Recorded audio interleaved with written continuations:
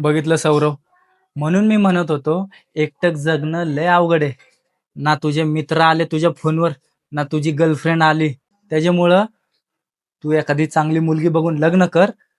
कारण एकट्याने जगणं खूप मुश्किल आहे रे. प्रत्येकाला आहे ना आधाराची गरज असते. आज तू तरुण आहेस म्हणून तू तुझं सगळं करू शकतोस. पण जेव्हा उतार वय लागतं ना मित्रा, तेव्हा दुसऱ्याच्या आधाराची खरी गरज असते आपल्याला. अशा वेळी तो आधार आपल्याला आपली बायको, आपली पत्नी देत असते. खरं बोलतोय मित्रा तू. आता ह्या घडीला कोणीही आलं नाही. जी माझे मित्र नाही, ना माझी ती गर्लफ्रेंड नाही. त्यांच्यावर एवढे पैसे उधळले, सगळं काय केलं, कोणी आलं नाही.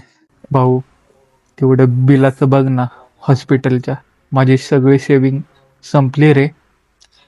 टेन्शन नको घेऊ मित्रा, तुझं बिल मी सगळं भरलंय. त्यामुळे ते काळजी तू करू नकोस. तू त्यावेळेस बोलला होता जे पैसे सेविंग कर, पण मी केलं नाही. खरंच मी चुकलोय.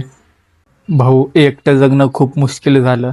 ह्या जगामध्ये कोणी ना कोणी जोडीदार हवाय. तर मित्रांनो, आपण जोपर्यंत तरुण आहे तोपर्यंत एकटं राहू शकतो, जगू शकतो. पण जसं जसं उतार वय येतं तसं तसं आपल्याला कोणाच्या ना कोणाच्या आधाराची गरज भासू लागते. त्यामुळे योग्य वयामध्ये लग्न करा आणि सुखी जीवन जगा. तुम्हाला काय वाटतं कमेंटमध्ये नक्की सांगा.